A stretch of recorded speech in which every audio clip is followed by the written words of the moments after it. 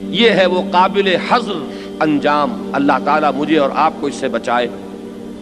یوم یقول المنافقون والمنافقات للذین آمنوا انظرونا نقتبس من نورکم، جس دن کے کہیں گے منافق مرد اور منافق عورتیں ان لوگوں سے جو ایمان والے ہیں، للذین آمنوا انظرونا، انظرونا ذرا ہمارا انتظار کرو، ذرا ہمیں مہلت دو، کہاں بڑھے چلے جا رہے ہو، دوڑے جا رہے ہو، تمہارے پاس روشنی ہے اور تم جو ہے لمبے لمبے قدم اٹھاتے ہوئے بڑھتے جا رہے ہو، انظرونا ذرا ٹھہرو، ہمارا انتظار کرو، ہمیں مہلت دو، نقتبس من نورکم، ہم تمہارے نور سے اقتباس کر لیں، اس سے فائدہ اٹھا لیں، اس کی روشنی میں ہم بھی یہ مرحلہ طے کر جائیں۔ قیل ارجعوا وراءکم فالتمسوا نورا، لوٹ جاؤ اپنے پیچھے کی طرف اور تلاش کرو نور۔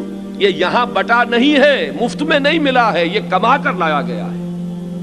جنہوں نے ایمان کمایا دنیا میں انہیں یہ نور ملا ہے، جنہوں نے اعمال صالحہ کا کسب کیا دنیا میں انہیں یہ نور عطا ہوا ہے۔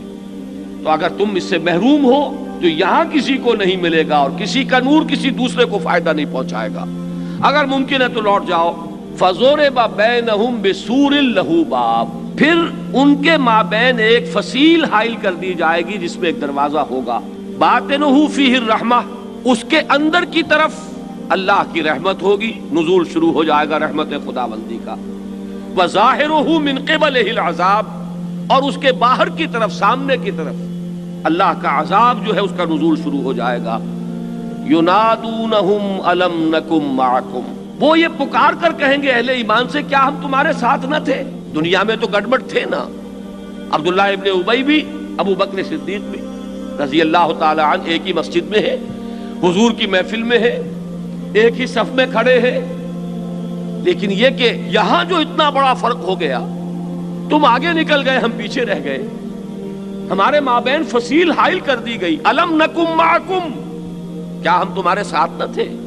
اب یہاں قالو ہے، یہ ہے معروف کا صیغہ، وہ کہیں گے اہل ایمان بلا، کیوں نہیں تھے، تم بھی ہمارے ساتھ تھے، اللہ نے تمہیں توفیق دی تھی، کلمہ شہادت تم نے زبان سے ادا کیا تھا، اور تم میں سے کسی کو کسی وقت کوئی ایمان کی رمق بھی شاید حاصل ہو گئی ہو، لیکن تم نے کیا کیا وہ یاد کرو۔ یہ الفاظ جو اب آئے ہیں ان کو نوٹ کیجئے، میرے نزدیک یہ قرآن مجید کی عظیم ترین آیات میں سے ہے کہ کسی شخص کو اگر ایمان کی کوئی رمق ملی بھی ہو تو کس طرح درجہ بدرجہ اپنے طرز عمل کی وجہ سے وہ اس سے محروم ہو کر، اور نفاق اس کے دل کے اندر قائم ہو جاتا ہے۔ اس کے مراحل کیا ہیں؟ فرمایا بلا، کیوں نہیں تم ہمارے ساتھ تھے، وَلَٰكِنَّكُمْ فَتَنْتُمْ أَنفُسَكُمْ وَتَرَبَّصْتُمْ وَارْتَبْتُمْ وَغَرَّتْكُمُ الْأَمَانِيُّ حَتَّىٰ جَاءَ أَمْرُ اللَّهِ وَغَرَّكُمْ بِاللَّهِ الْغَرُورُ۔ میں یہ عرض کیے بغیر نہیں رہ سکتا کہ اگر اس ایک آیت کو آج آپ سمجھ لیں تو ہماری یہ آج کی نشست کا حاصل یہی ہوا۔ کیا تمہارے ساتھ حادثہ کیا ہوا؟ کیا اللہ ظالم ہے؟ نہیں، تو تم نے کچھ کیا جس کی وجہ سے تمہارا یہ انجام ہوا، وہ کیا کیا، یہ ہے سمجھنے کی بات۔ پہلی بات کیا ہے؟ وَلَٰكِنَّكُمْ فَتَنْتُمْ أَنفُسَكُمْ، تم نے اپنے آپ کو اپنے ہاتھوں فتنوں میں ڈالا۔ کس نے یہ ترجیحات قائم کی؟ کس نے تقدیم و تاخیر کی؟ تم نے کس کو مؤخر کیا، کس کو مقدم کیا؟ یوم يُنَبَّأُ الْإِنسَانُ يَوْمَئِذٍ بِمَا قَدَّمَ وَأَخَّرَ، کس چیز کو آگے کیا، کس کو پیچھے کیا، کس کو اہم تر سمجھا، کس کو کم اہم سمجھا۔ یہ تمہارے اپنے کرتوت ہیں۔ تم نے مال کی محبت، اولاد کی محبت، اس کو اللہ اور اس کے رسول اور اللہ کی راہ میں جہاد اور انفاق پر غالب کر دیا۔ یہ ہے تمہارا وہ عمل کہ جس کی وجہ سے تم نے اپنے آپ کو اپنے ہاتھوں فتنے میں ڈالا۔ یہ میزان جو ہے، اس کی ڈنڈی تم نے جھکائی، اس کا نتیجہ کیا نکلا؟ نتیجہ تو گو مگو ہے، چلوں یا نہ چلوں، بڑھوں کہ نہ بڑھوں۔ ادھر سے پکار آ رہی ہے، نکلو اللہ کی راہ میں، انفروا خفافا وثقالا، ادھر پاؤں میں بیڑیاں پڑی ہوئی ہیں، مال کی محبت، جان کی محبت، اولاد کی محبت۔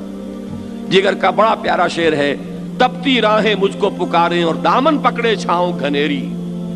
فرض پکار رہا ہے اور ادھر گھر کا آرام، گھر کی آسائش، وَلَٰكِنَّكُمْ فَتَنْتُمْ أَنفُسَكُمْ وَتَرَبَّصْتُمْ. اچھا اب اس کے بعد تیسرا لفظ کیا ہے؟ وَارْتَبْتُمْ، اور تم شکوک میں پڑ گئے. یہ تیسری سٹیج ہے. پہلے تو یہ کہ ذرا تاخیر، تعویض، تپتی راہیں مجھ کو پکارے، دامن پکڑے چھاؤں گھنیری. اور جب واقعی آدمی رک گیا تو اب اگر کوئی پونجی ایمان اور یقین کی تھی تو وہ پگھلنی شروع ہو جائے گی، زائل ہونی شروع ہو جائے گی. شکوک و شبہات کے کانٹے اس میں گڑ جائیں گے. پتہ نہیں آخرت ہے بھی کہ نہیں. اندر سے شیطان وسوسہ اندازی کرے گا کہ تم کس چیز کے پیچھے پڑے ہوئے ہو، دنیا کا نقد چھوڑ کر آخرت کے ادھار کے پیچھے جا رہے ہو. یہ تو بہت ہی ناسمجھی کی بات ہے، نادانی کی بات ہے، بے وقوفی کی بات ہے. وَلَٰكِنَّكُمْ فَتَنْتُمْ أَنفُسَكُمْ وَتَرَبَّصْتُمْ وَارْتَبْتُمْ وَغَرَّتْكُمُ الْأَمَانِي. یہ چوتھی سٹیج ہے.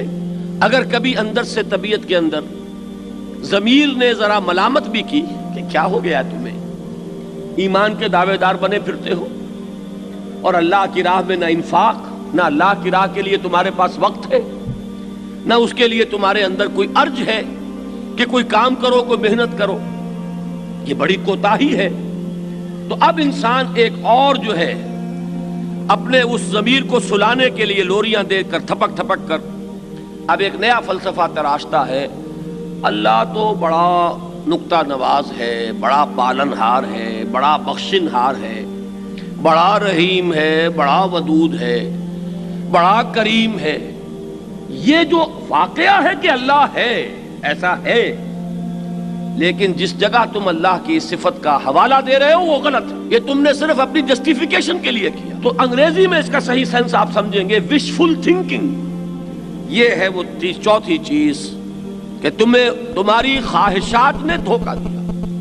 غرتکم الامانی حتی جاء امر اللہ، یہاں تک کہ اللہ تعالیٰ کا فیصلہ آ گیا.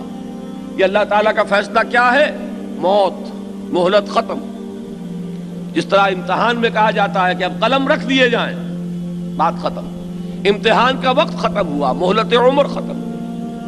وَغَرَّكُمْ بِاللَّهِ الْغَرُورُ، اور تمہیں خوب دھوکہ دیا اللہ پر یا اللہ کے ساتھ اس دھوکے باز نے. یہ غرور غین کی زبر کے ساتھ ہے. شیطان کیا کرتا ہے؟ اللہ کی رحیمی اور کریمی اور ستاری اور غفاری اس کی پٹی زیادہ پڑھا کر اور انسان کو غلط راستے پر ڈالا.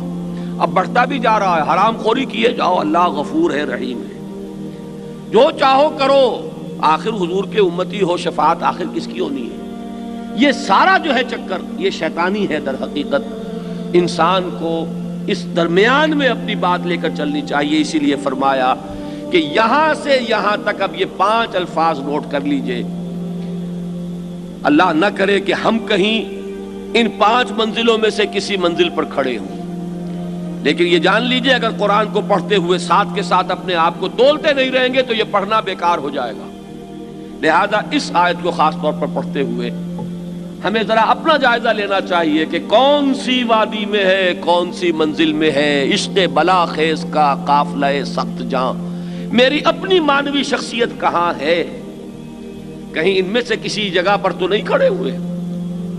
گاڑی کون سی اسٹیشن پر رکی ہوئی ہے؟ وَلَٰكِنَّكُمْ فَتَنْتُمْ أَنفُسَكُمْ وَتَرَبَّصْتُمْ وَارْتَبْتُمْ وَغَرَّتْكُمُ الْأَمَانِيُّ حَتَّىٰ جَاءَ أَمْرُ اللَّهِ وَغَرَّكُمْ بِاللَّهِ الْغَرُورُ. یہ ہے اصل میں تم تھے ہمارے ساتھ وہاں دنیا میں اور انجام تمہارا ہو رہا ہے کفار کے ساتھ. وہاں سے یہاں تک جو سارا سفر ہے یہ ان 5 الفاظ کے حوالے سے پہچان لو. لہذا آپ دیکھیے اگلی آیت کس قدر حسرت لیے ہوئے ہے. فَالْيَوْمَ، تو آج کے دن، لا یوخذ منکم فدیۃ ولا من الذین کفروا، آج نہ تم سے کوئی فدیہ قبول کیا جائے گا اور نہ کافروں سے. ماواکم النار، تم سب کا ٹھکانہ اب جہنم ہے. ہی مولاکم، اب تو کافروں کا اور منافقوں کا ان کی مولا، ان کی مددگار، ان کی ہمدرد، ان کی ساتھی، ان کی غمگسار یہ آگ ہی ہے. کوئی دکھ درد اپنا کرنا ہے تو اسی سے کرو. وبئس المصیر، اور وہ بہت برا ٹھکانہ.